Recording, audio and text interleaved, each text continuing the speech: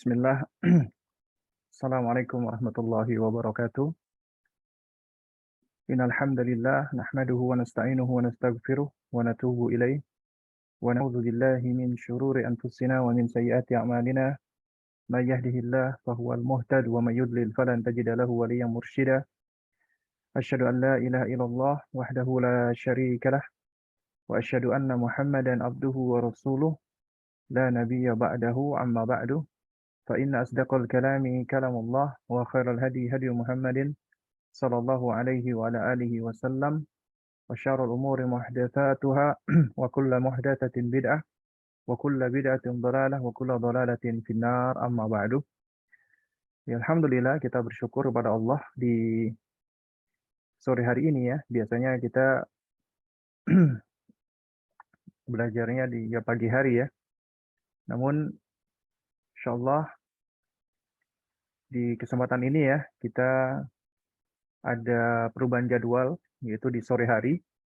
Dan kita udah masuk di pembahasan yang keempat ya, dari kaidah yang keempat maksud saya, dari syarah Qawaidil Arba ya. Dan insyaallah kutayib ini akan selesai kita baca dan kita bahas di sore hari ini insyaallah. Nah, di hadapan antum ini adalah syarah Thalathatul Usul ma'al Qawaidil Arba, buah karya dari Syekh Haitham Jamil Sarhan hafizahullahu taala. Al-Qaidatu Rabi'ah, ya qala Syekhul Islam Muhammad bin Abdul Wahhab rahimahullah. Kaidah yang keempat ya, anna musyriki zamanina aghlatu syirkan ya minal awwalina. Aghladu syirkan minal awwalina. Al-qaidatu rabi'ah, kaidah yang keempat ya, anna musyriki zamanina, bahwasanya kaum musyrikin di zaman kita ini aghlada, itu lebih parah ya, lebih buruk, lebih jelek kesyirikannya minal awwalin, daripada orang-orang musyrik yang pertama, yaitu orang-orang musyrikin di zaman dahulu. Kenapa? Li'annal awwalina yusyrikuna fi ar-rakha'i. Li'anna, karena sesungguhnya ya, al-awwalina, orang-orang musyrikin generasi awal dahulu, yusyrikuna fi ar-rakha'i.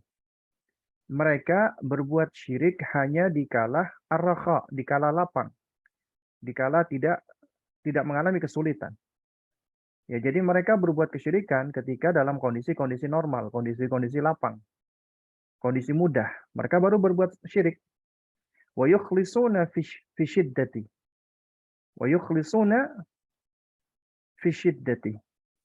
Namun mereka memurnikan ibadah, mengikhlaskan ibadah fi syiddah, ketika dalam kondisi sulit, dalam kondisi berat, kondisi sempit.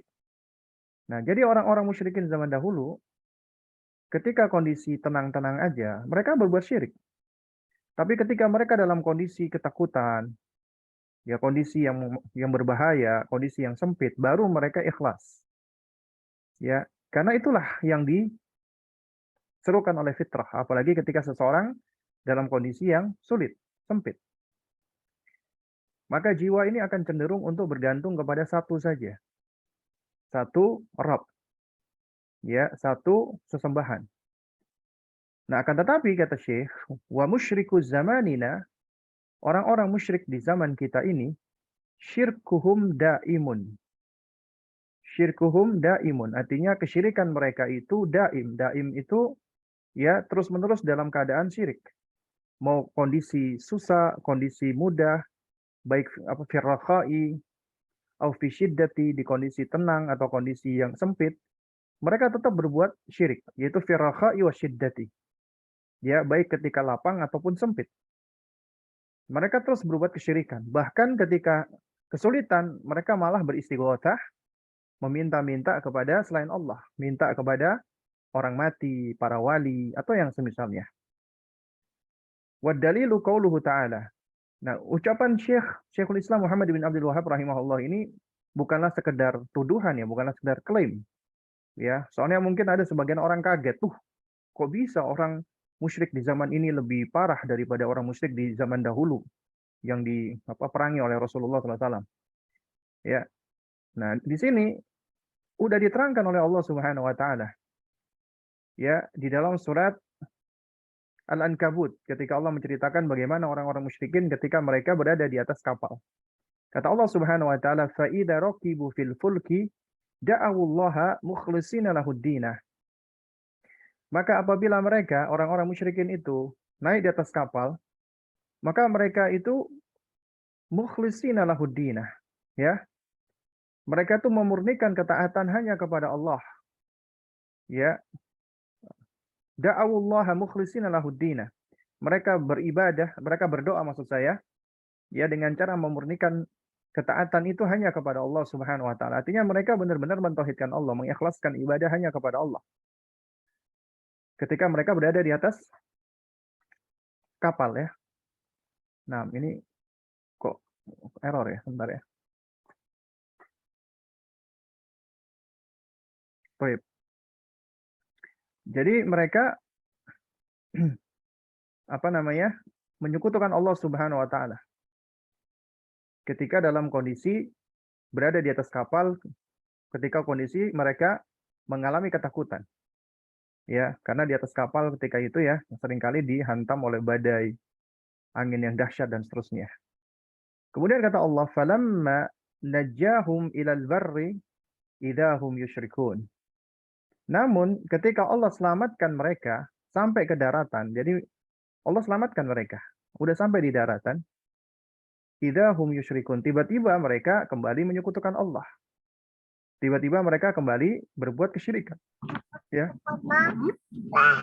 Surat Al-Ankabut ayat ke-65.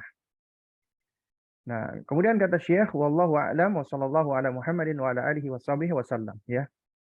Wallahu a'lam, Allah yang lebih tahu, semoga salawat ya, semoga Allah memberikan salawat kepada Muhammad dan kepada keluarga dan sahabatnya, juga senantiasa Allah memberikan salam atau kesejahteraan kepada beliau dan keluarga beliau dan sahabat beliau. Nah, ini adalah bahasan kita terakhir ya di ketika membahas Kutayib atau risalah ini. Nah, kita baca penjelasan dari Syekh Haitham Jamil Sarhan hafizahullah taala.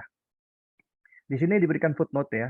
Ini kan kalau kita perhatikan di sini angka 1, kata Syekh, bayyana al-muallif rahimahullahu fi hadhihi al-qa'idah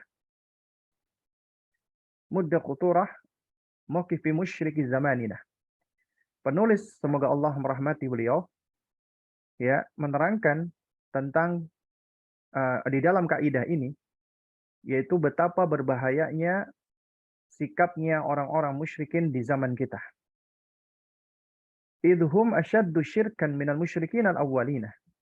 Di mana mereka itu lebih parah kesyirikannya daripada orang-orang musyrikin generasi awal. Lianna musyriki zamanina yusyrikuna billahi fi syiddati warrakhai. Ya, di mana orang-orang musyrik di zaman kita ini, mereka tetap berbuat syirik. Mau dikala lapang ataupun sempit, dikala susah ataupun mudah, mereka tetap berbuat syirik. Ya. Wa amma musyrikul madhi, adapun orang-orang musyrikin zaman dahulu, fa innahum yusyrikuna fi rakhai, ya, mereka itu menyekutukan mereka berbuat syirik atau menyekutukan Allah hanya di waktu-waktu lapang saja. Di waktu tenang saja. Ya. Wa ya'tarifuna billahi wa wahdaniyatihi fi syiddati. Namun mereka mengakui tentang keesaan Allah, ya, tentang tentang tunggalnya Allah Azza wa Jalla ketika mereka dalam kondisi sulit, ketika mereka dalam kondisi sempit. Jadi ketika mereka dalam kondisi ketakutan, sempit, kondisi yang sulit, baru mereka mentauhidkan Allah, tidak menyekutukan Allah, meminta hanya kepada Allah. Ya. Tapi orang musyrikin zaman sekarang sama saja, tetap berbuat syirik, mau saat lapang atau sempit. Bahkan kadang-kadang kita dapati di saat mereka mengalami kesempitan, mereka malah semakin parah kesyirikannya. Ya. Ketika dalam kondisi genting, itu kita dapati banyak di antara mereka malah semakin parah kesyirikannya. Ini bisa kita dapati, kita lihat nih, contoh misalnya ketika Allah ya uji dengan bencana-bencana, di antaranya bencana alam, baik itu tsunami, gempa. Ya, itu kita perhatikan itu di sejumlah daerah, alhamdulillah ya, itu sebagian mereka itu fitrahnya menjerit. Mereka ketakutan dan mereka ya inabah kepada Allah. Karena di balik musibah itu ada pengingat. Sehingga sebagian dari mereka itu mau untuk bertaubat, kembali inabah kepada Allah Subhanahu wa taala. Namun di sisi lain ada juga orang-orang yang tidak tahu diri, ya. Malah mereka menganggap ketika terjadi bencana alam ini murka. Leluhur-leluhur itu sedang marah, ya. Atau penunggu-penunggu gunung itu tidak pernah diberikan makan atau yang semisalnya. Akhirnya apa yang mereka lakukan? Mereka malah melakukan kesyirikan-kesyirikan dengan semakin getol memberikan sesajen-sesajen. Ya, jadi kita dapati orang-orang musyrikin di zaman sekarang itu seperti ini, tapi di zaman dahulu enggak. Ketika mereka dalam kondisi genting, sulit, mereka mentauhidkan Allah, minta hanya kepada Allah, minta tolongnya kepada Allah, istighothahnya hanya kepada Allah. Tapi orang-orang zaman sekarang istighothahnya itu malah menyebut-nyebut yang tidak sepatutnya disebut namanya, disandingkan dengan Allah. Ya Syekh Fulan, ya Adlan, ya ini dan itu disebutkan. Tolonglah kami, bantulah kami. Ya. Nah, ini menunjukkan orang-orang musyrikin di zaman sekarang lebih parah daripada orang-orang musyrik di zaman dahulu. Dan ini bukan ucapan sekedar tuduhan ya. Tapi ini memang ucapan yang berangkat dari apa yang Allah nyatakan. Ya, di dalam surat Al-Ankabut tadi. فَإِذَا رَكِبُوا فِي الْفُلْكِ دَعَوُا اللَّهَ مُخْلِصِينَ لَهُ الدِّينَ فَلَمَّا نَجَّاهُمْ إِلَى الْبَرِّ إِذَا هُمْ يُشْرِكُونَ. Ketika mereka naik kapal, mereka berdoa kepada Allah dengan mengikhlaskan ya ketaatan hanya kepadanya. Dan ketika Allah sudah selamatkan mereka sampai di darat, tiba-tiba mereka berbuat syirik lagi. Ya, tiba-tiba mereka berbuat kesyirikan lagi. Ya. Nah, jadi jamaah sekalian yang dimuliakan Allah Subhanahu wa taala,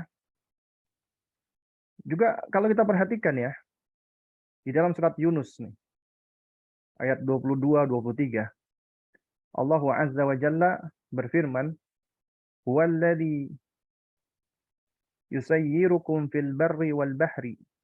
Dialah Allah yang yusayyirukum ya. Yusayyiru artinya Allah lah yang menjadikan kalian mampu untuk melintasi, mampu untuk berjalan. Fil barri wal bahri, di daratan ataupun di lautan. Allah berikan kita kemampuan, termasuk dalam hal teknologi. Kita bisa ya berjalan di atas daratan dan kita juga bisa berlayar di atas lautan. Hatta idza kuntum fil fulki, ya, sampai-sampai ketika kalian berada di atas bahtera atau perahu, ya, wa jaroina bihim, dan bahtera itu pun akhirnya berlayar, meluncur, ya, birihin thayyibatin, ya, birihin thayyibatin, dengan tiupan angin yang indah, yang baik ya, wa farihu biha, dan orang-orang pun bergembira dengannya. Nah, kemudian ja'at harihun asifun.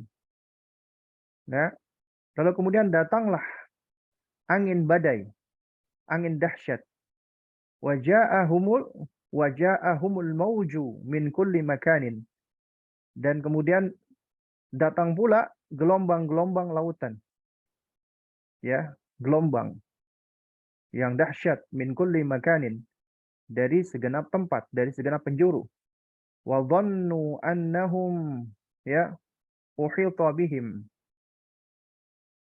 Dan mereka yakin bahwasanya mereka udah dalam kondisi yang diterpa oleh mara bahaya. Mereka ketakutan. Ini Allah sebutkan, Allah gambarkan ketika mereka orang-orang musyrikin berada di atas kapal atau ada berada di atas perahu. Ya, kemudian ketika itu datanglah badai dengan gelombang air yang begitu dahsyat sehingga kapal mereka terombang-ambing. Akhirnya mereka pun mengira, wah ini bahaya ini, ya. Ini kondisi sudah genting. Apa yang mereka lakukan? Manusia secara fitrah, bahkan naluri, itu sudah tersimpan di dalam dirinya. Istilahnya sudah terinstal di dalam dirinya, ya, naluri untuk bertuhan. Insting untuk memiliki keyakinan akan adanya Tuhan. Itu sudah Allah tanamkan. Artinya semua manusia, apalagi dalam kondisi-kondisi yang genting, itu akan muncul naluri di dalam dirinya untuk bertuhan. Meskipun dia menganggap dirinya ateis. Tapi kondisi-kondisi genting itu menjadikan dia tiba-tiba muncul di dalam dirinya, ya, adanya harapan-harapan, keinginan-keinginan agar ada yang bisa menolong dirinya. Nah, demikian pula Allah gambarkan di sini orang-orang musyrikin Quraisy. Karena tauhid itu sesuai dengan fitrah. Ketika kondisi genting, mereka kembali diseru oleh fitrahnya. Da'awullaha mukhlishina lahuddina. Mereka berdoa kepada Allah dengan cara mengikhlaskan baginya ketaatan. Hanya kepada Allah semata-mata. Ya. Kemudian mereka pun berkata, orang-orang musyrikin tersebut, ya, la in anjaytana min hadhihi lanakunanna minasyakirin. Ya, ya Allah, sesungguhnya jika engkau menyelamatkan kami dari mara bahaya ini, maka niscaya kami akan menjadi orang-orang yang bersyukur. Nah, itu kata mereka. Ya. Ya Allah, tolonglah kami ya Allah, kalau engkau selamatkan kami akan menjadi orang-orang bersyukur. Ini ucapan mereka. Mereka meminta hanya kepada Allah. Mereka nggak meminta kepada Latta, Uzza, Manat, dan seterusnya. Tapi mereka langsung minta kepada Allah. Karena fitrah mereka menyerukan, ya, bahwasanya yang bisa menolong mereka cuma Allah. Kemudian Allah tolong. Falamma anjahum, ya, dan ketika Allah menyelamatkan mereka selamat. Idahum yabghuna fil ardi bighairil haqqi. Nah, tiba-tiba mereka berbuat kezaliman lagi di muka bumi ini dengan cara yang tidak hak. Apa kezaliman ini? Ya, tidak lain dan tidak bukan, makna kezaliman diantaranya adalah kesyirikan. Ya. Ya ayuhan nas. Allah Subhanahu wa taala. Ya, apa namanya? Ya. Ya ayuhan nas, wahai sekalian manusia, kata Allah Subhanahu wa taala. Innama baghyukum ala anfusikum mata'al hayatid dunya. Sesungguhnya, ya, kezaliman yang kau lakukan ini akan menimpa dirimu sendiri. Dan kezaliman itu tidak lain hanyalah, ya, kenikmatan hidupan duniawi, artinya yang menipu. Tsumma ilaina marji'ukum, kemudian hanya kepada kamilah kalian akan berpulang atau kembali. Fanunabbi'ukum bima kuntum ta'malun. Dan kami akan sampaikan apa yang telah kalian lakukan atau yang kalian kerjakan. Nah, di dalam surat ini Allah menerangkan kembali bagaimana orang-orang musyrikin ketika Allah uji, ketika mereka berada di atas kapal, datang badai, datangnya gelombang pasang yang begitu tinggi dari segenap penjuru, mereka ketakutan.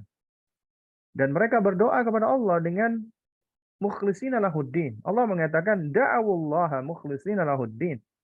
Mereka berdoa meminta kepada Allah dengan cara mengikhlaskan ketaatan hanya kepada Allah. La in anjaytana min hadhihi lanakunanna minasyakirin, kata mereka. Ya Allah, sekiranya engkau selamatkan kami dari mara bahaya ini, niscaya kami akan menjadi orang-orang yang bersyukur. Itu janji mereka. Tapi kenyataannya ketika Allah selamatkan, falamma anjahum idahum yabghuna fil ardi bighairil haqqi. Ternyata mereka malah berbuat kerusakan. Berbuat syirik kembali. Ya. Nah, dan jamaah sekalian muliakan Allah Subhanahu wa taala, ini menunjukkan secara asal fitrahnya manusia itu berada di atas tauhid. Dan rusaknya fitrah itu yang paling berbahaya ketika seseorang dia terjatuh kepada kesyirikan dan kemudian fitrahnya itu telah mati atau tenggelam. Dia merasa yang dia lakukan adalah suatu hal yang baik-baik saja atau bahkan baik. Ya. Dan kalau kita perhatikan lagi ya di dalam surat Al-An'am misalnya, ayat 63-64 ya. Allah juga menerangkan kembali ini tentang bagaimana mereka orang-orang musyrikin diselamatkan oleh Allah dan mereka berdoa dengan suara yang lirih, yang lembut agar Allah selamatkan. Tapi ketika diselamatkan oleh Allah, mereka kembali menyekutukan Allah. Ya, Allah berfirman, "Kul," ya katakanlah, "Man yunajjikum minadh dhulumati." Ya, afwan. "Man yunajjikum min dhulumatil barri." Siapakah yang menyelamatkan kalian dari bencana yang ada di lautan, kegelapan laut, wal bahri, dan juga di daratan. Tad'unahu, dan engkau berdoa meminta kepadanya, tadarruan wa khufyatan, dengan cara engkau merendahkan diri dan dengan cara khufyatan, suara yang lirih, yang lembut. Ini adabnya berdoa. Ternyata adabnya berdoa dilakukan oleh mereka. Ya, ketika mereka dalam kondisi ketakutan, mereka berdoa dengan adab, merendahkan diri mereka dan juga dengan bersuara yang lembut. Kemudian mengatakan, ya, la in anjana min hadhihi lanakunanna minasyakirin. Ya, kalau sekiranya Allah selamatkan kami dari bencana ini, maka tentu kami akan menjadi orang-orang yang bersyukur. Kul, maka katakanlah wahai Muhammad, Allahu yunajjikum minha.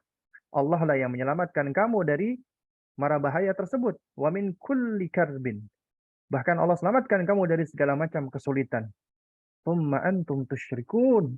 Kemudian engkau atau kalian malah berbuat kesyirikan, malah menyekutukan Allah. Udah diselamatkan, udah dibantu oleh Allah, udah ditolong oleh Allah. Ketika dahulu kalian ya meminta kepada Allah dengan cara mentauhidkannya, tidak menyekutukan, lalu tiba-tiba ketika Allah selamatkan lupa. Bukan hanya menjadi kufur tapi juga menjadi kafir, menjadi musyrik. Padahal telah Allah Subhanahu wa taala selamatkan. Ya.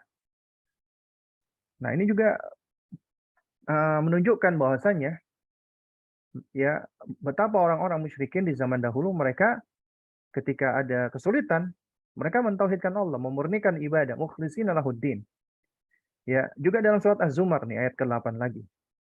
Allah mengatakan, "Wa idza massal insana dhurrun da'a rabbahu muniban ilaihi, thumma idza khawwalahu ni'matan minhu nasiya ma kana yad'u ilaihi min qablu wa ja'ala lillahi andadan liyudhilla an sabilihi. Qul tamatta bi kufrika qalilan innaka min ashabin nar." Ya. Kata Allah Subhanahu wa taala, "Wa idza massal insana," dan apabila manusia itu ditimpa oleh dzurrun ya, suatu hal yang mencederakan, suatu kemudaratan. Apa yang dilakukan oleh manusia? Ini perhatikan. Wa idza massal insana dzurrun. Allah tidak menyebutkan khusus untuk orang beriman, tapi Allah menyebutkan manusia dengan alif lam. Ini mustaghraq, menunjukkan semua manusia. Asalnya semua manusia itu seperti ini. Apabila manusia itu ditimpa dengan kemudaratan, kesulitan, bahaya, da'a rabbahu. Dia akan berdoa memohon kepada Rabb-nya. Muniban ilaihi, dengan inabah kepadanya, kembali kepadanya. Ya. Nah, tapi kata Allah Subhanahu wa taala, "Tsumma idza khawwalahu ni'matan minhu nasiya ma kana yad'u ilaihi min qablu."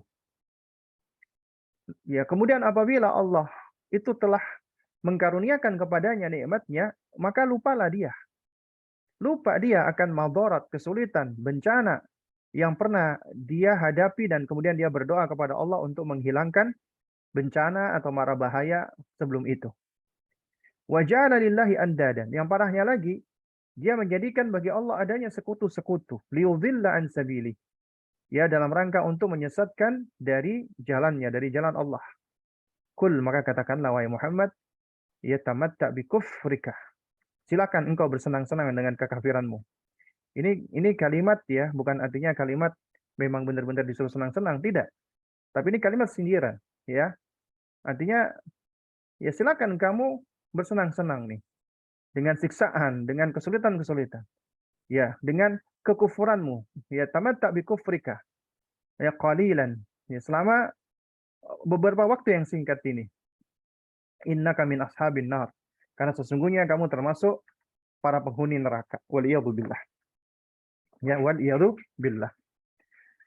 Nah, jadi di sini Allah menyebutkan apabila manusia itu ditimpa dzurrun, ya, suatu kemadaratan atau mara bahaya, da'a rabbahu muniban ilaihi. Maka manusia itu akan berdoa meminta kepada Allah Rabb-nya dan berinabah kembali kepadanya. Ya. Nah, ini juga yang semisal surat Al-Isra misalnya. Allah mengatakan wa idza massakum ad-durru fil bahri dhalla man tad'una illa iyyahu falamma najjakum ilal barri a'radtum wa kana al-insanu kafura. Wa idza massakum ad-durr, apabila kamu ditimpa dengan kemadaratan, bahaya fil bahri, di lautan. Ya. Engkau ditimpa dengan kemadaratan atau bahaya di lautan, ya. Dhalla man tad'una illa iyyahu. Niscaya akan sirna, hilang yang engkau seru kecuali Dia, Allah Subhanahu wa taala.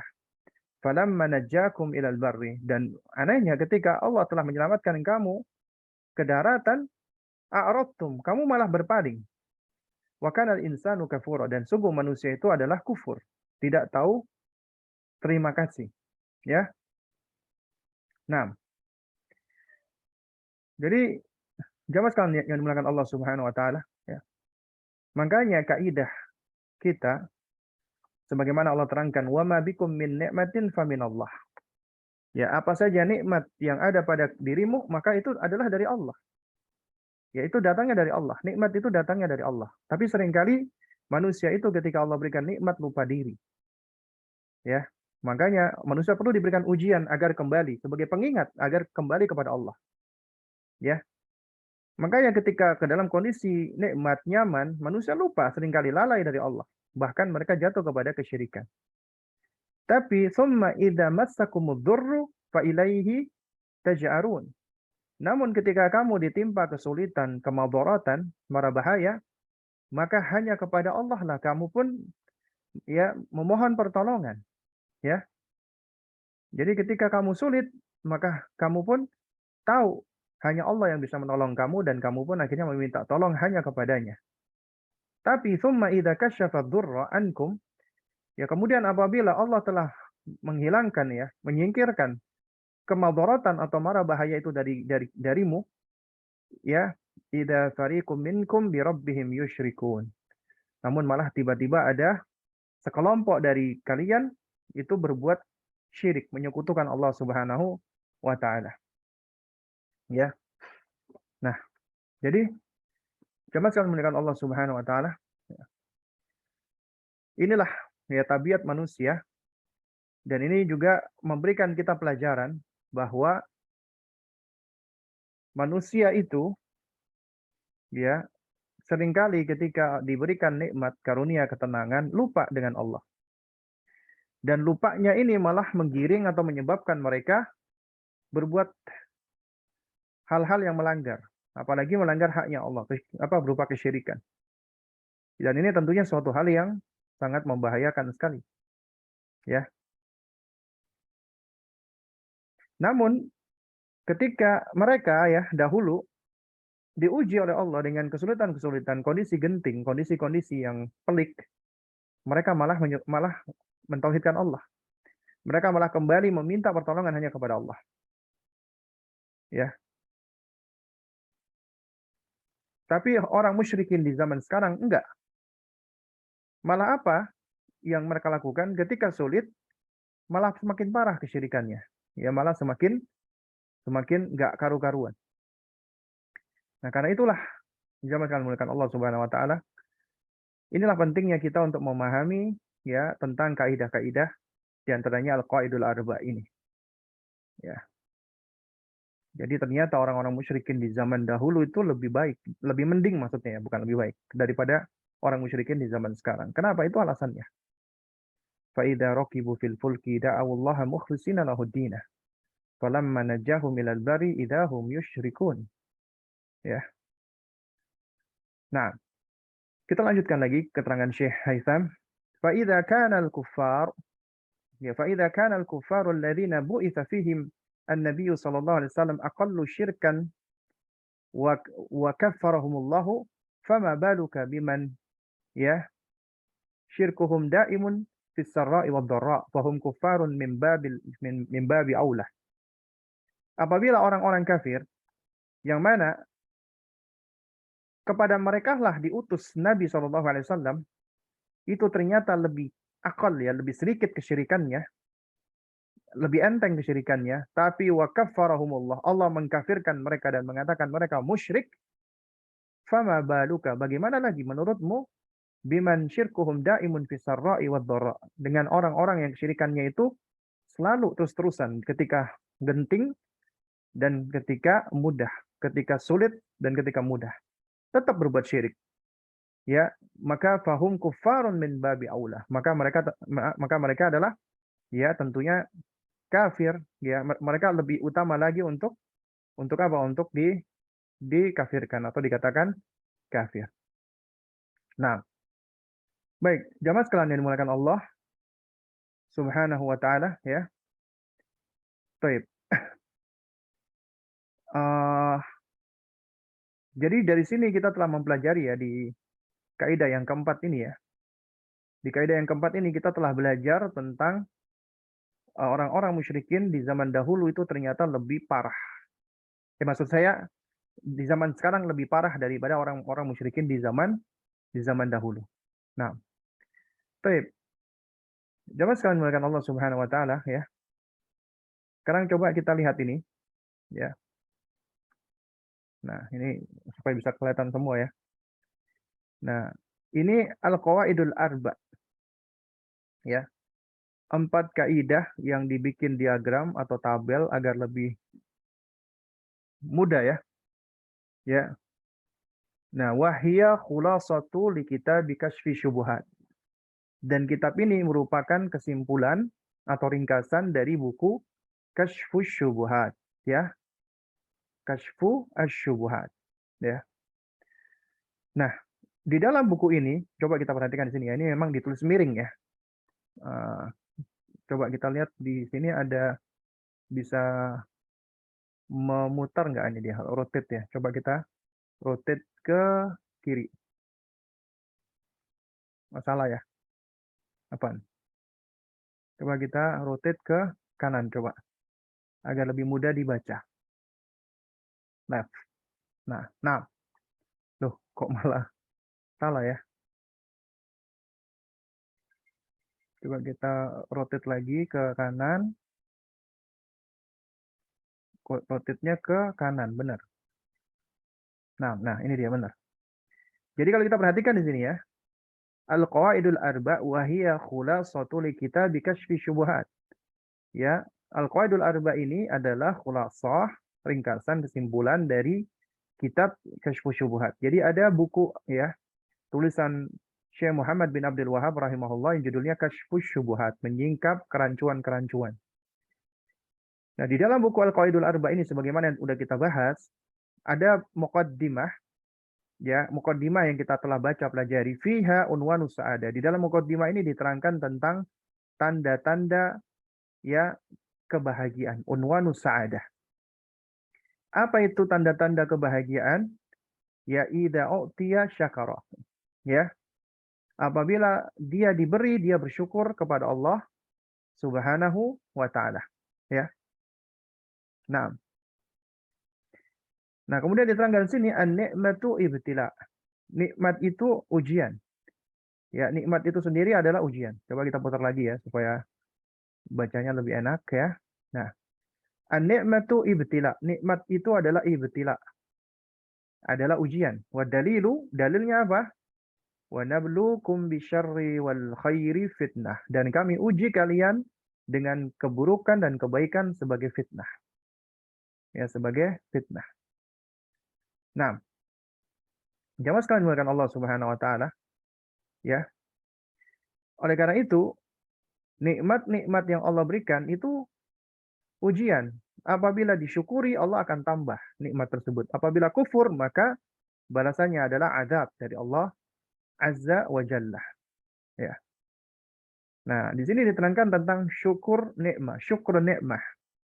Ya, bagaimana cara syukur nikmat? Yang pertama, muta'allaku bi tauhidi rububiyah, yang berkaitan dengan tauhid rububiyah. Yang kedua, muta'allaku bi tauhidil uluhiyah, yang berkaitan dengan tauhidul uluhiyah. Ya. Nah, yang berkaitan dengan tauhid rububiyah, apa itu? Talabul jannah, meminta surga kepada Allah. Ya, la yakunu illa min Allah. Ya, yang mana ini tidaklah mungkin diminta kecuali hanya kepada Allah. Kenapa? Li'annahu subhanahu huwa alladhi yamlikuha. Karena Allah lah subhanahu wa ta'ala yang memiliki surga. Allah yang menciptakan, Allah yang memiliki.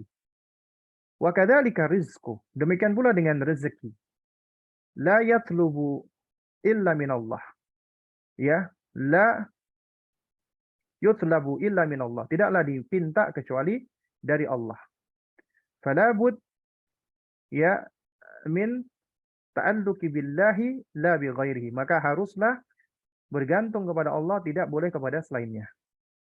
Nah, ini termasuk syukur nikmat yang berkaitan dengan tauhid rububiyah. Lalu bagaimana syukur nikmat yang berkaitan dengan tauhid uluhiyah? Yang pertama adalah yashkuru biqalbihi. Dia bersyukur dengan hatinya. Bagaimana? Bil i'tirafi wal iqrari, dengan cara mengakui dan menetapkan anna kullama bihi min ni'matin fahiya minallahi la min ghairihi. Bahwasanya semua kenikmatan yang ada padanya, maka itu semua dari Allah, tidak ya dari selainnya. Semua itu datangnya dari Allah. Ya, bukan dari selainnya. Hanya Allah Subhanahu wa taala semata. Kemudian yashkuru bilisanihi, dia bersyukur dengan lisannya. Dalilnya ya ucapan Sulaiman alaihissalam, hadza min fadli rabbi. Ini adalah karunia dari Rabbku, liyabluwani ashkuru am akfur, untuk menguji aku apakah aku bersyukur ataukah aku malah kufur. Kemudian yang ketiga, yashkuru bijawarihi. Dia bersyukur dengan anggota tubuhnya, ya. Nah, bagaimana? Ya, bi an tasrifun ni'am fi syukril mun'im wa kullu ni'matin bihasabiha fa syukru ni'matil mal an yunfiqa fi ta'atillah wa syukru ni'matil ilm an yubdilahu liman sa'alah imma bilisanil hal awil maqal. Ya, yaitu syukur dengan anggota tubuh. Ya. Dengan cara apa? Ya. Dengan cara apa namanya?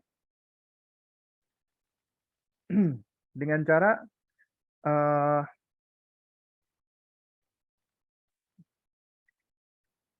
mengembalikan semua nikmat itu dengan cara mensyukuri sang pemberi nikmat, al-mun'im. Ya, dan setiap nikmat itu ya apa sesuai dengan apa namanya? Dengan kenikmatan tersebut. Seperti misalnya mensyukuri nikmat harta dengan cara menginfakkan di dalam ketaatan kepada Allah. Mensyukuri nikmat ilmu dengan cara ya mengajarkannya kepada yang bertanya atau yang mencarinya. Baik itu dengan lisanul hal awil maqal, baik itu dengan ucapan lisan ataupun dengan perbuatan. Nah, kemudian ya manusia ketika mengalami musibah. Ketika mengalami musibah nih, ahwalun nas indal musibah. Kondisi manusia ketika musibah. Pertama, mutasakhit, ya. Ya, yaitu orang yang marah, yang enggak terima. Hukmuhu kabirah. Ya, bal qad yasilu ila syirkil asghar. Hukumnya adalah dosa besar, bahkan bisa jadi jatuh kepada syirik asghar. Wa yakunu atasakhut ya bil qalbi wal lisani wal jawari. Yang namanya kemarahan itu tidak terima dengan ujian Allah, itu bisa dengan hati, dengan lisan atau dengan amal perbuatan. Kemudian sabirun, ya. Orang yang bersabar. Dan hukmu sabri, hukum bersabar adalah wajibun bi ijma'il ummah.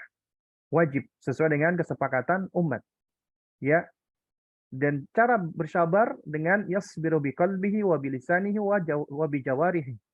Bersabar dengan hatinya, dengan lisannya, dengan anggota tubuhnya. Ya. Wasabru, ya. Di sini ya. Dan kesabaran itu adalah misal, ya, ismuhu, itu seperti namanya, ya.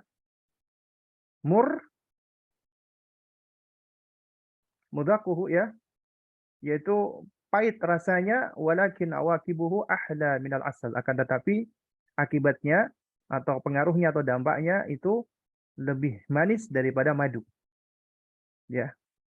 Jadi sabar itu seperti namanya, ya.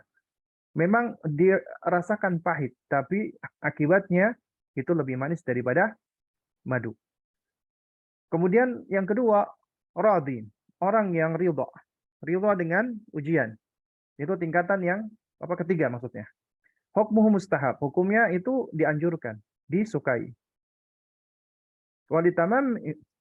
Walitamami ridahu bi rabbih ya'lamu anna kullama asabahu fahuwa minallahi wa kullu ma yaqdirullahu 'alal 'abdi fahuwa khair. Ya. Dan di antara bentuk kesempurnaan ridhonya terhadap Rabb-nya, dia mengetahui bahwasanya segala apa yang menimpanya fahuwa minallah, itu semua dari Allah. Dan setiap apa yang Allah tentukan bagi hamba, maka itu pasti baik. Nah, itulah radhi, orang yang ridha. Yang keempat, tingkatan tertinggi syakir, orang yang selalu bersyukur. Wa huwa a'lal maratib, dan ini adalah tingkatan tertinggi. Wa huwa ahabbu wa yakunu fi ibadillahi asyakirin. Dan ini yang lebih disukai dan lebih dicintai dari dan hamba-hamba Allah yang paling dicintai oleh Allah adalah orang-orang yang bersyukur. Jadi ini unwanu sa'adah yang pertama, ya, idza utiya syakara, jika dia diberikan karunia atau anugerah dia bersyukur. Kemudian yang kedua, idza adznaba istaghfara, apabila dia berbuat dosa dia memohon ampun kepada Allah. Nah, ini yang kedua, ya. Jadi tanda kebahagiaan seseorang apabila dia diberi, dia bersyukur. Dan apabila dia berbuat salah, dia memohon ampun kepada Allah. Nah, kemudian di muqaddimah itu juga kita mempelajari limadza nadrusu tauhid. Kenapa kita mempelajari tauhid dan wa khatar syirik, dan bahayanya kesyirikan, ya. Nah, kemudian kita juga mempelajari konsep al-hanifiyah. Ya, al-hanifiyah yaitu kehanifan dari millatu Ibrahim, ajarannya Ibrahim. Ya, annallaha khalaqaka li ibadatihi, bahwasanya Allah menciptakan Anda untuk mengibadahinya, menyembahnya semata.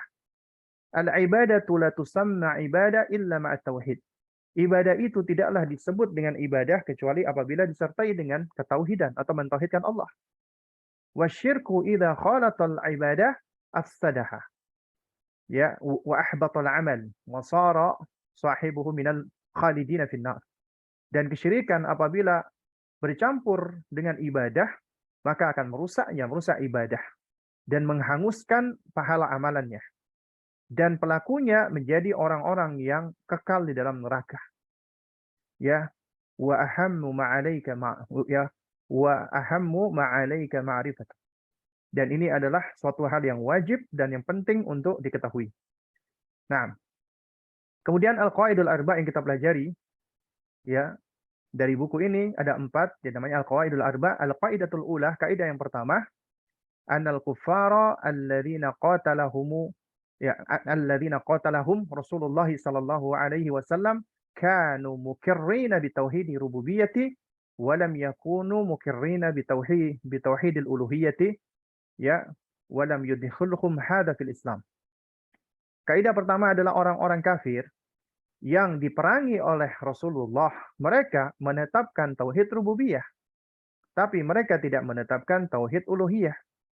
Sehingga ini tidak menjadikan mereka termasuk Islam, ke dalam lingkaran Islam, tidak menjadikan mereka muslim. Al-qaidatu tsaniyah, kaidah yang kedua, annal kuffara kanu ya'buduna al-asnam li ajlil qurba wasyafa'ah. Orang-orang kafir ketika mereka menyembah berhala-berhala atau sesembahan-sesembahan selain Allah, untuk apa tujuannya? Li ajlil qurba wasyafa'ah, untuk mencari kedekatan agar didekatkan kepada Allah dan mencari syafaat, ya. Kemudian yang ketiga, al-qaidatu tsalitsah, anna Nabiy sallallahu alaihi wasallam ya dhahara ala unasin mutafarriqin fi ibadatihim wa lam yufarriq baina syirkin wa syirkin. Ya, bahwasanya Nabi SAW itu beliau muncul di tengah manusia yang beraneka ragam peribadatannya. Jadi kesyirikannya itu berbeda-beda. Ya, tapi beliau tidak membedakan antara syirik yang satu dengan syirik yang lain. Artinya semua kesyirikan itu adalah syirik, musyrik. Makanya asyirku millah wahidah. Syirik itu adalah agama yang satu. Entah itu menyembah batu, menyembah bintang, menyembah matahari, menyembah ini dan itu, semuanya dikatakan musyrik. Meskipun sesembahannya berbeda-beda. Dan Nabi itu muncul di tengah-tengah manusia seperti ini. Dengan berbagai macam peribadatan.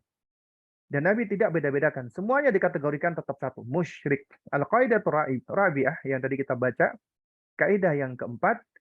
Ya, bahwasanya anna musyriki zamanina a'adhamu syirkan minal awwalin. Bahwasanya orang-orang musyrik di zaman kita itu lebih parah kesyirikannya daripada ya syirik generasi awal. Nah, baik. Jamaah sekalian yang dimuliakan Allah Subhanahu wa taala ya. Nah, jadi inilah poin-poin atau ringkasan dari buku yang kita pelajari ini, Al-Qawaidul Arba. Ya. Al-Qawaidul Arba. Nah, ini sebenarnya bukunya bagus ya. Ini ada ujian ya. Ikhtibar ya. Di sini ada nama ya. Kemudian miqdarul hifdzi min kitab tauhid ya, yaitu apa namanya? Kadar hafalan tentang kitab tauhid, dan kemudian hal tahfaz al-qawaidul arba, apakah engkau mau menghafal al-qawaidul arba. Nah, jadi di sini pertanyaannya tuh gampang. Ya, cuman ya memang ini memerlukan penelaahan dan hafalan. Jadi al-amal atau deskripsi. An-ni'matu ibtila. Ya, nikmat ujian. Apa dalilnya? Dari Al-Quran dan Sunnah. Ya, iqrarul kuffari bi rububiyah.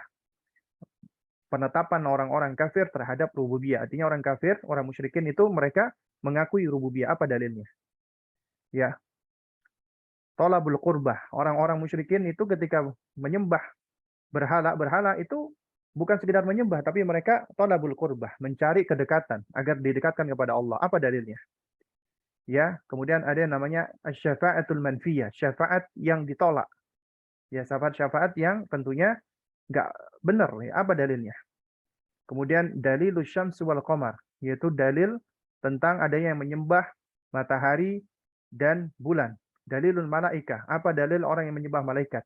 Dalilul anbiya, apa dalil yang menunjukkan ada yang menyembah para nabi? Dalilus salihin, ya dalil yang menunjukkan adanya orang-orang musyrik yang menyembah orang-orang saleh. Ya dalilul ahjar wal asjar.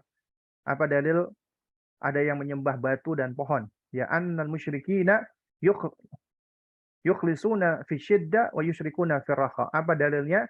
Orang-orang musyrikin itu mereka mengikhlaskan doanya ketika sulit, genting, pelik, tapi mereka menyekutukan Allah ketika mereka dalam kondisi lapang, tenang. Kemudian dalil syirik, apa dalilnya? Nah, ini sebenarnya poin-poin yang bisa kita jawab dengan menelaah kembali buku ini. Ya, ini penting. Kenapa? Karena Syekh Haitham di sini, ya, Syekh Haitham Jamil Sarhan, beliau ingin mengajak kita untuk menelaah dalil. Jadi bukan cuman kita tahu poin-poin ini saja, tapi kita juga harus tahu poin-poin ini ternyata berangkat dari dalil, sehingga kita tetap bisa menyampaikan sesuatu ketika berdakwah, kita tahu ada dalilnya. Ya setidaknya udah pernah kita pelajari dan kita baca. Ya. Nah kemudian ini juga poin-poin yang merupakan bagian dari ujian ya. Nah, baik ya. Maka dengan demikian kita telah selesai yang membahas risalah syarah Al-Qawaid Al-Arba', ya, syarah 4 kaidah di dalam memahami kesyirikan, ya. Dan mudah-mudahan apa yang kita pelajari ini dapat memberikan manfaat untuk kita semua. Dan ini adalah risalah yang ringkas sebenarnya, yang pendek, ya, dan mudah untuk dipelajari. Nah, ini udah ada pertanyaan. Jika kita sedang sakit seperti asam lambung sedang akut dan seperti akan merasakan serangan jantung. Kemudian di saat itu kita langsung mengingat Allah, berzikir la ilaha illallah. Apakah ini termasuk hamba yang hanya mengingat Allah di kala sulit atau genting saja? Apakah zikir tersebut tetap terhitung pahala? Iya, insya Allah berpahala. Dan di antara ujian, Allah ketika memberikan kita sakit, itu sebagai tadzkir, sebagai pengingat. Karena seringkali kita mungkin ketika nggak sakit, ketika sehat, kita lupa. Ya, kita lupa. Ketika Allah uji kita dengan sakit, akhirnya kita dekat dengan Allah. Kita mengingat Allah. Itulah di antara nikmatnya sakit. Nah, makanya seringkali juga sehat itu sesuatu hal yang menipu dan memperdaya, membuat manusia menjadi lalai. Lupa. Karenanya, musibah itu nikmat. Manakala dengan musibah itu seseorang semakin mendekat kepada Allah. Malah dia semakin menghadap Allah. Ya, sementara nikmat itu sendiri bisa menjadi bencana. Ketika Allah berikan nikmat, dia malah menjauh dari Allah. Dia malah lupa dari Allah. Nah, itulah istidraj. Ya. Dengan nikmat-nikmat yang Allah berikan, dia malah lupa dan lalai dari Allah, ya. Maka itu sejatinya azab baginya, siksa baginya. Ya. Nah, oleh karena itu ketika kita sakit kemudian kita mengingat Allah, itu nikmat. Allah berikan kita taufik. Ya, dan ini tentunya suatu hal yang baik karena kita bersabar dan kita terus-menerus mengingat Allah dan kita takut. Itu suatu hal yang manusiawi ya, kita takut ya kita akan meninggal dunia, Allah akan mencabut kita dan kita merasa bekal kita nggak banyak. Akhirnya kita banyak beristighfar, kita banyak mohon ampun kepada Allah, kita banyak mendekat kepada Allah. Itu semua adalah suatu hal yang baik, ya. Nah, wallahu a'lam. Bagaimana caranya agar bisa istiqomah dalam ibadah? Karena kadang futur menghampiri, terutama jika sedang dalam lingkungan yang belum mengenal sunnah. Ya memang suatu hal yang nggak mudah untuk bisa istiqomah. Sulit dan berat. Ya, karenanya yang bisa kita lakukan adalah kita berikhtiar, berusaha. Bagaimana supaya kita bisa istiqomah? Ya, di antara cara-caranya adalah pertama kita harus pahami dulu ini, istiqomah itu adalah karunia dari Allah. Allah berikan kepada siapa saja yang Allah kehendaki. Agar kita bisa istiqomah, maka mintalah istiqomahan itu kepada Allah. Doa, minta kepada Allah. Bermunajat kepada Allah agar Allah istiqomahkan kita. Kemudian yang kedua, ya bahwasanya pokok dari istiqomah itu adalah istiqomahan hati kita. Apabila hati kita istiqomah, maka lisan dan anggota tubuh kita juga akan istiqomah. Karena hati itu ibaratnya raja. Bahkan Nabi mengatakan, ya ala inna fil jasadi mudghah idza salahat salahal jasadu kullu wa idza fasadat fasadal jasadu kullu. Ketahuilah bahwasanya di tubuh ini ada sekerat daging.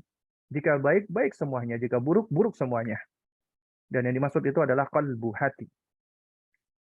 Karenanya kita awali dengan mengistiqomahkan hati. Dan ini memang suatu hal yang tidak mudah. Artinya kita harus menjadikan hati kita adalah hati yang bersih. Hati yang taat kepada Allah. Ya.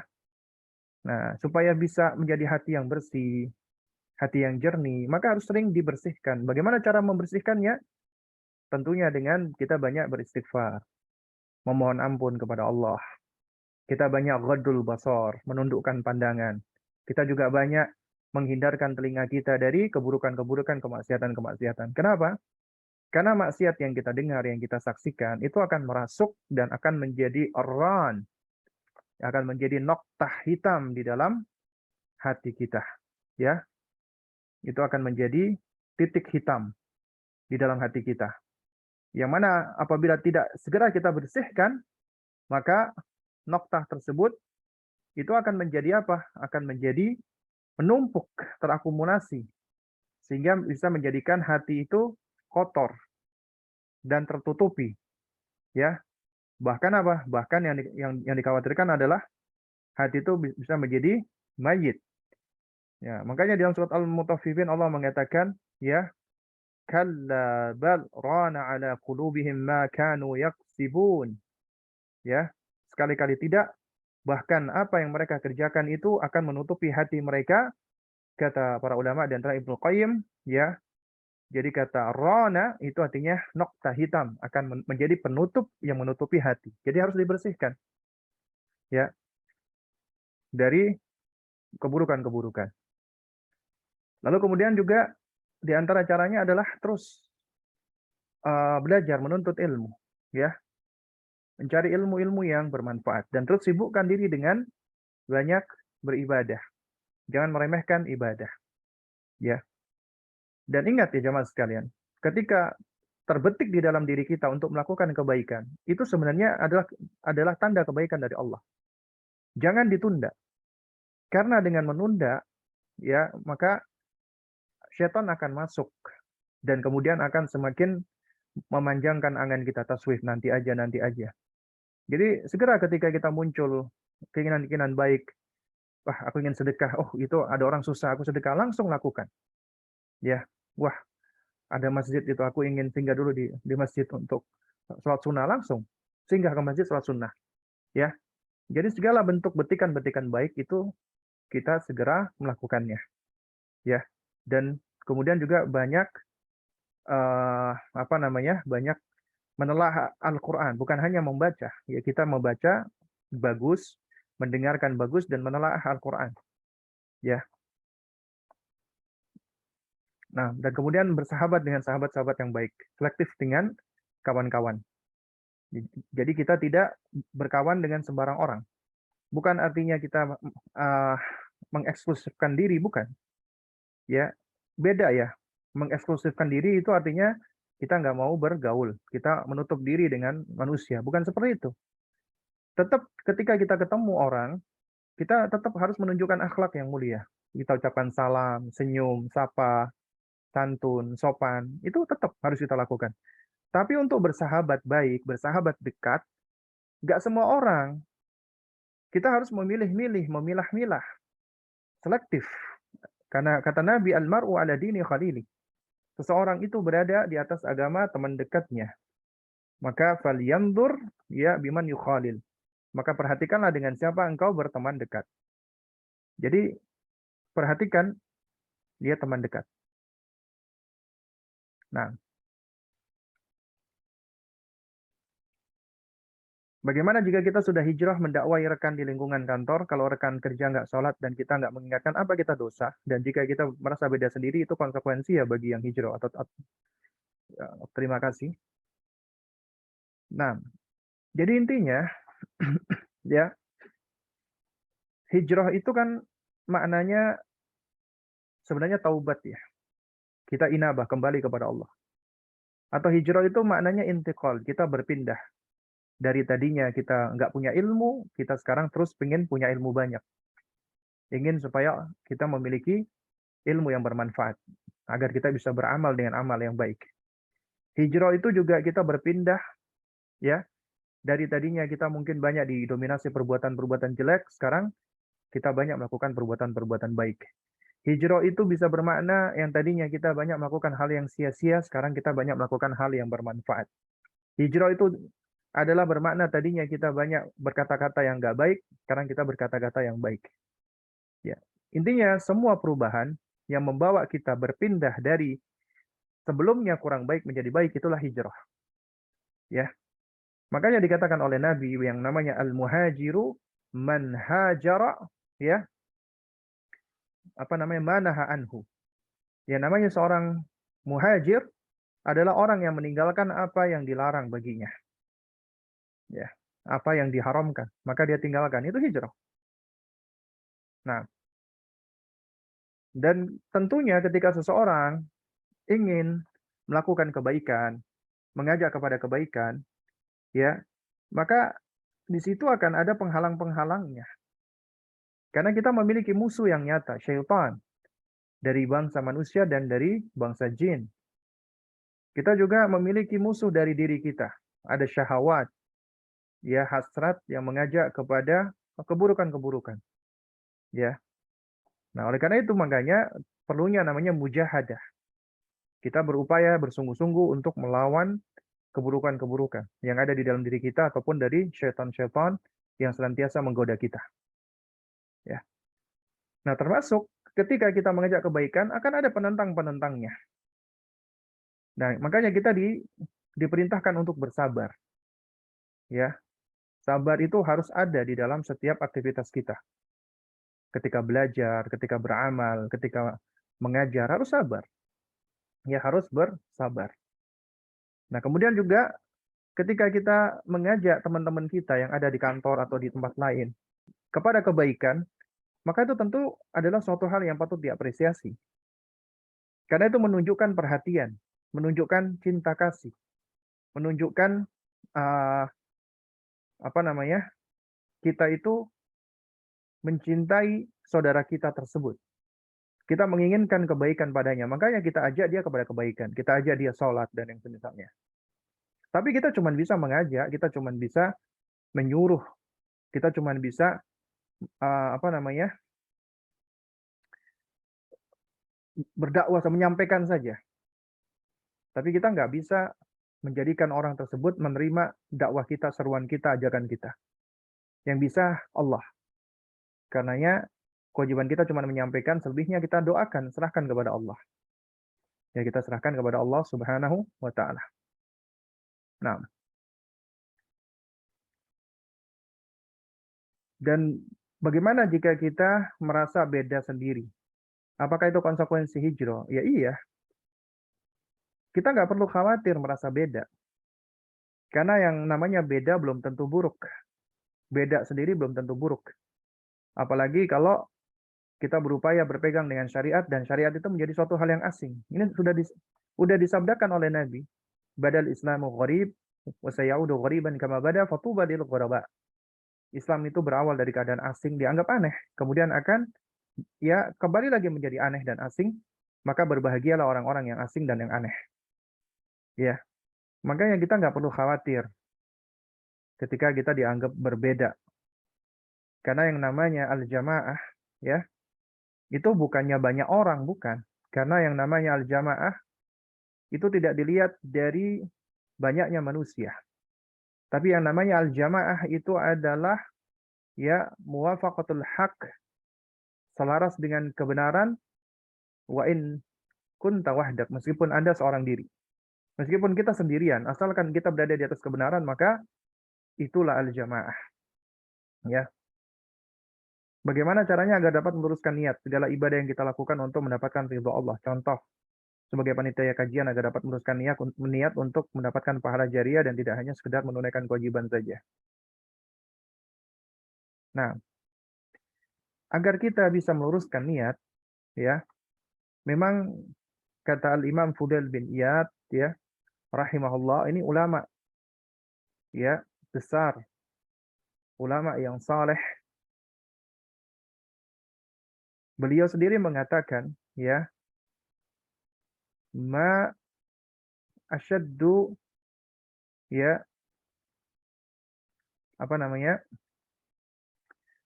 ma asyaddu syai'an, ya, dan apa namanya, tidaklah ada sesuatu yang lebih besar. Oh, ma'alajtu syai'an asyaddu min niyati. Tidak ada sesuatu yang aku perbaiki, yang harus aku benerin itu lebih berat daripada niatku. Ya, lebih berat daripada niatku. Karena niat itu berat. Berubah-ubah. Ya. Karenanya ini memang butuh untuk senantiasa terus mengingat Allah dan selalu menyebut Allah. Karena itulah yang akan terus ya menjadikan hati kita ya terus-terusan berada di atas relnya. Mungkin ada kalanya hati kita bergeser. Ada niat-niat yang jelek, yang buruk atau niat-niat duniawi. Maka manakala kita sadar, kita segera kembalikan lagi niat kita ke koridornya tadi. Dan kita beristighfar kepada Allah. Mohon ampun kepada Allah. Ya. Dan itu memang suatu hal yang berat. Ibaratnya kita itu sedang berupaya untuk membawa ya niat kita itu agar bisa berjalan di relnya, ya, agar bisa berjalan di koridornya tidak keluar. Dan itu butuh usaha, butuh effort. Ya. Dan agar kita bisa senantiasa terus meluruskan niat kita, maka jadikanlah apa yang kita lakukan itu semuanya pertama didorong oleh cinta kita kepada Allah. Berarti kita harus menumbuhkan rasa cinta kepada Allah. Cinta nggak mungkin bisa terbentuk tanpa mengenal Allah. Berarti kita perlu untuk mengenal Allah. Pengenalan kepada Allah tidak akan terwujud tanpa melakukan uh, pembelajaran, ta'allum, dan tanpa melakukan observasi, pengamatan terhadap alam semesta. Dengan belajar, kita mempelajari kitab suci Al-Quran, hadis-hadis Nabi, dengan melakukan pengamatan terhadap alam ciptaan Allah, kita akan semakin takjub kepada Allah, semakin bersyukur kepada Allah, semakin mencintai Allah. Ya. Jadi kita tumbuhkan dulu rasa cinta kita kepada Allah. Itulah yang akan menjadi motor. Ya, motor yang akan menggerakkan amalan kita. Kemudian yang kedua, ya, ketahuilah bahwasanya, ya, apa yang ada di sisi Allah berupa balasan itu jauh lebih baik daripada apa yang ada di dunia. Sehingga apabila ada tendensi-tendensi dari dunia, ketahuilah itu adalah tendensi-tendensi yang tidak begitu bermakna dan tidak begitu berguna. Karena apa yang ada di sisi Allah itu jauh lebih baik. Dan ini tentunya nggak lepas dari babul iman dan yakin, iman dan yakin kita, ya, kepada Allah dan atas ganjaran Allah.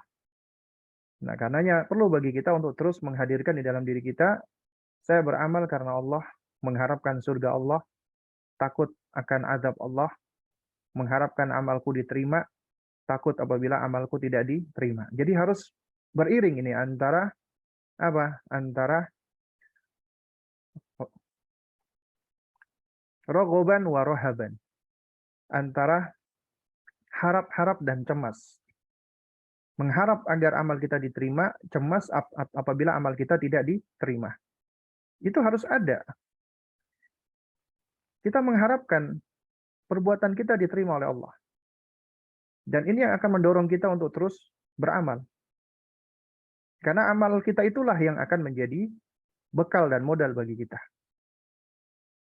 Sehingga kita terus berharap Allah menerima amal kita. Sembari kita juga merasa khawatir. Kenapa? Agar tidak muncul di dalam diri kita itu terlalu pede. Wah, aku sudah banyak berbuat baik kok. Pasti diterima oleh Allah. Ini malah maghrur ya, orang-orang yang tertipu ya. Yang benar adalah kita merasa khawatir amal kita tidak diterima. Sehingga dengan kekhawatiran ini kita terus berusaha untuk memperbaiki kualitas amalan kita.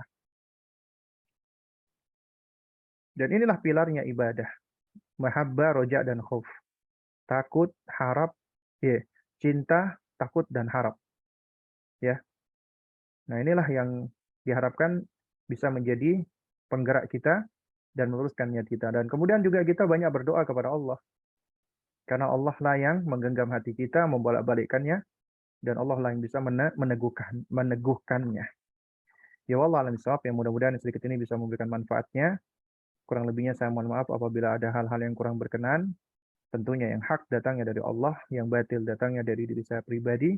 Kita tutup dengan doa kafaratul majelis. Subhanakallahumma wa bihamdik, asyhadu an la ilaha illa anta, astaghfiruka wa atubu ilaik. Assalamualaikum warahmatullahi wabarakatuh.